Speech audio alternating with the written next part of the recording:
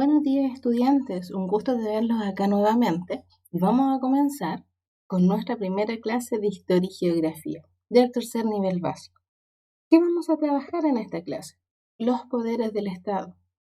¿Qué son estos poderes? ¿En qué consisten? ¿Y quién los administra? Pero antes, nosotros debemos saber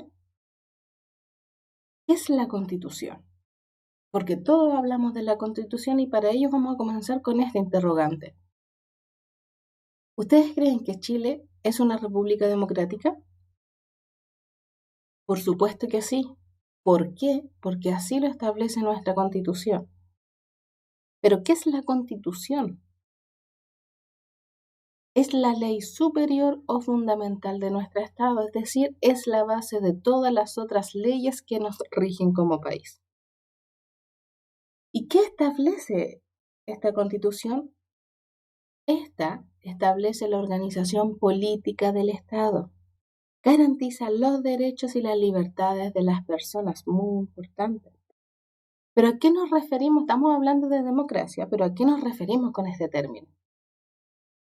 Al hablar de democracia nos estamos refiriendo al sistema de gobierno de nuestro país. Es decir, los regímenes democráticos se caracterizan porque las autoridades son elegidas en elecciones libres. Además, existe un respeto y garantía por los derechos de las personas y en general en estos regímenes priman los valores. ¿Por qué yo estoy afirmando esto? Porque todo esto está establecido en la ley fundamental de nuestro país. ¿Y cuál es esta? La Constitución de la República de Chile. Recuerden que la Constitución es la base de todas las leyes que nos rigen a nosotros. Pero ¿cuáles son las características de la democracia chilena? Es de carácter representativo, que las autoridades son elegidas en elecciones libres, competitivas e informadas. Que existe un pluripartidismo y pluralismo ideológico, y todo esto está en armonía con los derechos humanos. Además, existe el respeto al Estado de Derecho. ¿Pero qué es esto? Es cuando las autoridades actúan de acuerdo a lo establecido en la Constitución.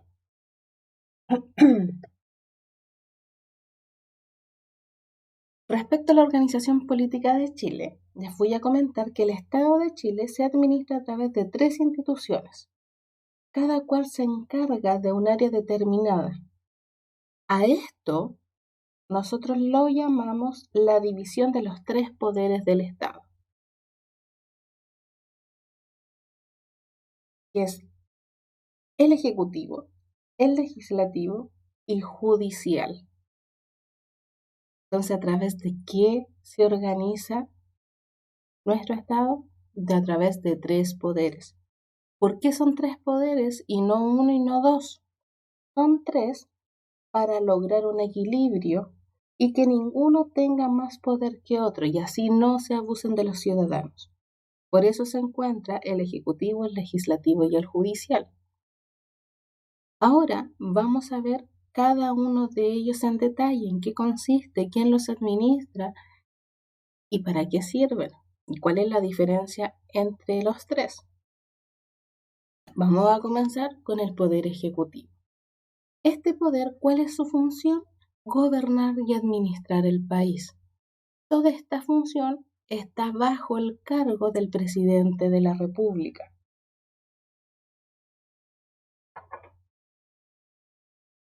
¿Por qué está bajo su cargo? Porque así lo establece la Constitución. Como está bajo el cargo del presidente, nosotros vamos a saber cuáles son los requisitos para ser electo presidente. Debe tener nacionalidad chilena, tener cumplido los 35 años de edad y poseer las cualidades necesarias para ser ciudadano con derecho a sufragio. ¿Qué es esto? Que él pueda votar. ¿Cómo son estas elecciones? Las elecciones para ser electo presidente son directas y por mayoría absoluta de sufragios, es decir, el 50% más un voto como mínimo. Pero ¿qué pasa que si ningún candidato obtiene esta mayoría absoluta que acabo de decir? Se procede a una nueva elección entre los que obtuvieron las votaciones más altas. ¿Y qué pasa con el candidato que fue electo como presidente? Su cargo durará 4 años y tiene la obligación de una vez al año dar cuenta pública de la situación política y administrativa del país. Esta cuenta se lleva a cabo como tradición en nuestro país todos los 21 de mayo. ¿Y cuáles van a ser sus funciones? Concurrir a la formación de leyes, proponerlas a través de los mensajes, sancionarlas y promulgarlas. Ejercer la potestad reglamentaria. ¿Qué quiero decir con esto? Que esto es la facultad para dictar normas para implementar leyes, convocar a plebiscitos, nombrar y renombrar a los ministros de Estado, otorgar indultos, cuidar la recaudación de las rentas, nombrar embajadores, ministros diplomáticos, y a representantes ante organismos internacionales, conceder jubilaciones, retiros, entre otras funciones. Si se dan cuenta, tiene muchas funciones que nos rigen a nosotros. Pero el presidente tiene muchas funciones, pero ¿quién lo fiscaliza? También tiene que tener una persona que ve si es que está cumpliendo o no con lo que está establecido en nuestra Constitución. Entonces, el presidente puede ser acusado constitucionalmente por la mayoría de la Cámara de Diputados. ¿Cuándo puede ser acusado? Cuando ha realizado un infringimiento de la ley. ¿Y quién es el juez de esta acusación? El Senado.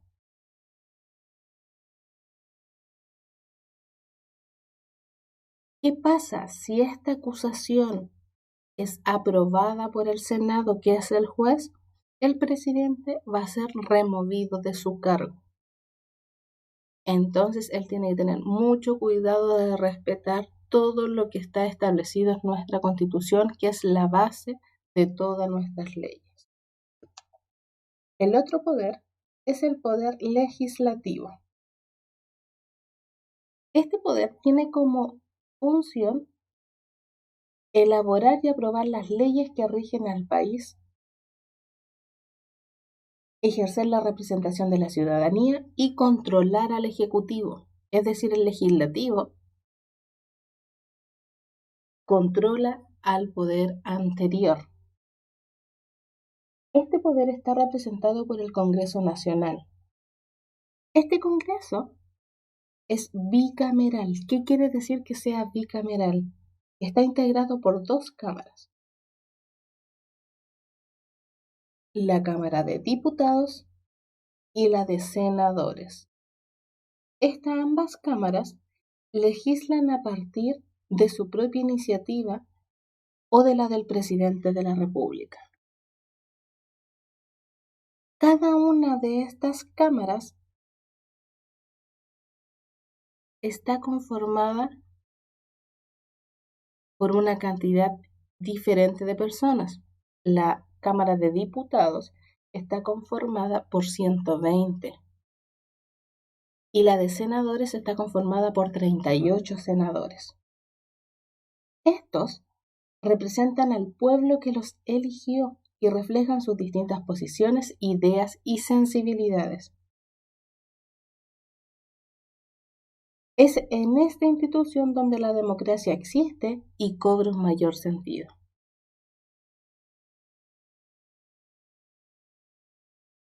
¿Cuáles son las funciones de este poder? Las funciones exclusivas del Congreso son aprobar o desechar los tratados internacionales que le presenta el presidente de la República antes de su ratificación. Esta aprobación se someterá a los trámites de una ley.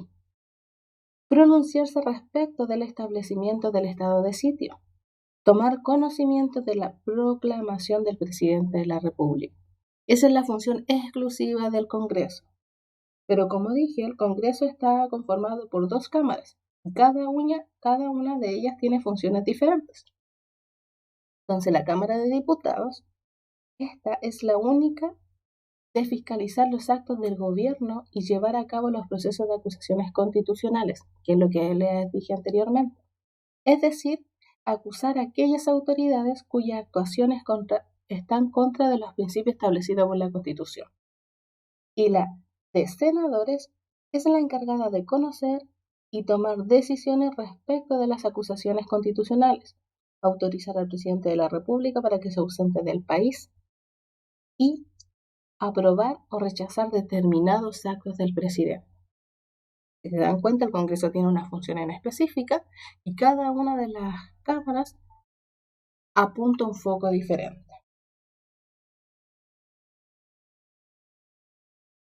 Estas cámaras, al pertenecer al Congreso, tienen inmunidades y privilegios parlamentarios. ¿Qué son estas inmunidades parlamentarias? Privilegios que la Constitución le concede a los parlamentarios con el objeto de asegurar la independencia del Congreso y la completa libertad de acciones de sus miembros. ¿Cuáles son estas? El fuero parlamentario. Esto le permite a un diputado o un senador, desde el día de su elección, que no pueda ser procesado o privado de su libertad, salvo el caso de delito flagrante, sin que antes exista un pronunciamiento de la Corte de Apelaciones respectivas. La siguiente es la inviolabilidad parlamentaria, es decir, que los diputados y los senadores son inviolables por las opiniones y votos que emiten tanto en las sesiones de la sala como en las comisiones. Y la última es la dieta parlamentaria. ¿Qué es esto? Esta constituye la remuneración de los diputados y senadores que perciben mensualmente. Esta equivale al sueldo de un ministro de Estado y están incluidas todas las asignaciones que estos le corresponden.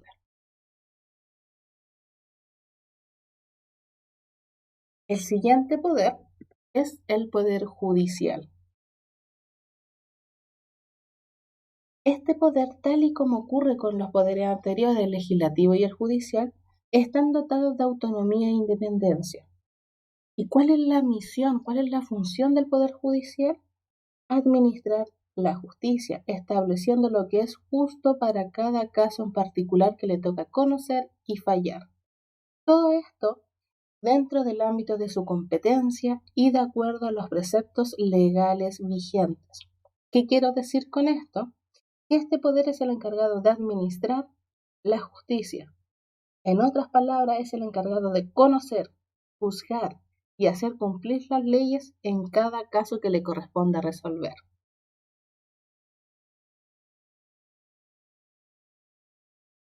La Corte Suprema, como muestra acá la imagen, es el más alto tribunal existente en el país, ya que este es un órgano colegiado integrado por 21 ministros. Su jurisdicción abarca todo el territorio nacional, miren qué importante, ¿ya? A la Corte Suprema le corresponde la superintendencia directiva, correccional y económica de todos los tribunales de la nación, excepto el Tribunal Constitucional, el Calificador de Elecciones, electorales regionales y los tribunales militares.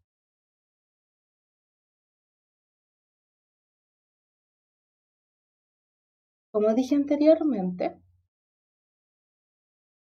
la Corte Suprema es el elemento superior por quien está conformado este poder. Entonces está organizado jerárquicamente, siendo la Corte Suprema la más grande la superior, y luego sigue la Corte de Apelaciones,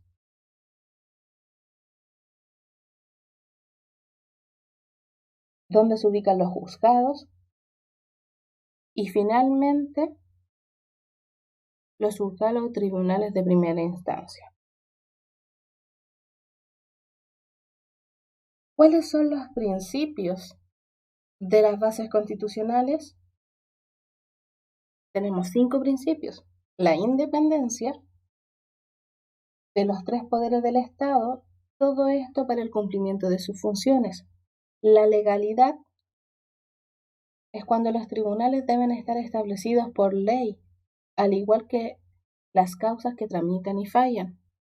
La inamovilidad es cuando los jueces permanecen en su cargo, aunque no de manera absoluta. Esto permite que los tribunales actúen libres de presiones y con imparcialidad. La inexcusabilidad es cuando los jueces deben resolver siempre los asuntos de su competencia, y estos están sometidos a su consideración a pesar de que no exista una ley respectiva. Y el último, la responsabilidad de sus actos.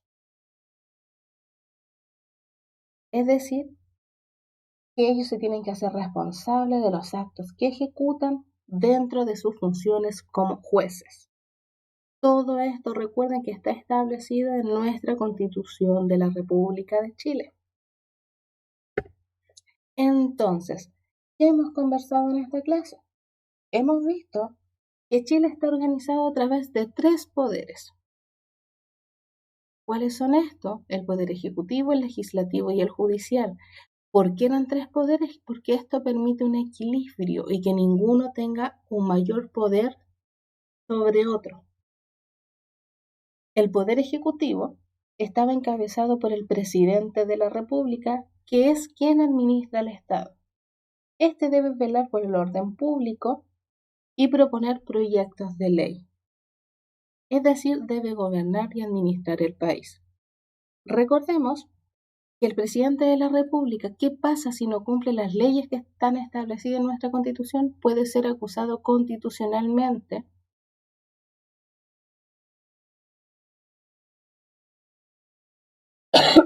y si esta acusación resulta aprobada, él puede ser removido de su cargo. El poder legislativo está representado por el Congreso Nacional y este Congreso está conformado por 2 cámaras, la Cámara de Senadores y la Cámara de Diputados. ¿Cuál es la función de estos? Representar al pueblo, aprobar o rechazar las leyes y fiscalizar los actos del gobierno. Y el último, el Poder Judicial, que está representado por la Corte Suprema, y bajo la Corte Suprema, bajo los poderes de la Corte Suprema, encontramos la Corte de Apelación y los tribunales de justicia. Deben velar por el cumplimiento y aplicación de las leyes, es decir, impartir la justicia. Si se dan cuenta, con estos 3 poderes es el funcionamiento de nuestro Estado de Chile.